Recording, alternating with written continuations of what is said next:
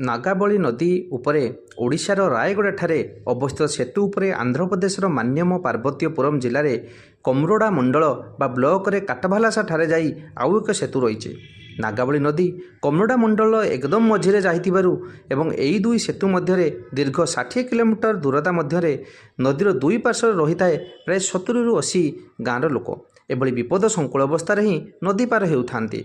विशेषकर दुई राज्य सीमांतर थिबा 30 ରୁ ऊर्ध्व आदिवासी गाँव लोकमांक पई एइभली बाउंसर भेलाई एकमात्र सहारा पलटिछि।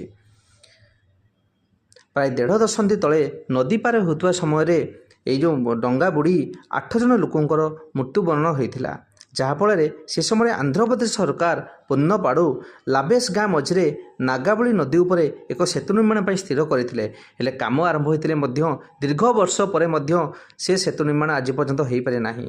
नदी उभय पार्श्व थिबा गाँ गुड़िक लोक यही असुविधार सम्मुखीन बहुत वर्ष धरी हो आसुचंती।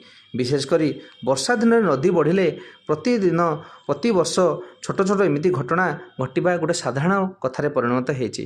दीर्घ 78 वर्ष पर आम स्वाधीनता होते आज भी यही छोट छोट समस्या द्वारा लोक मैंने पीड़ित। तेणु सरकार अनुरोध यथाशीघ्र से अंचल गोटे सेतुबंध निर्माण हेले सेठिकार लोक मैंने बहुत उपकार हो पारंता।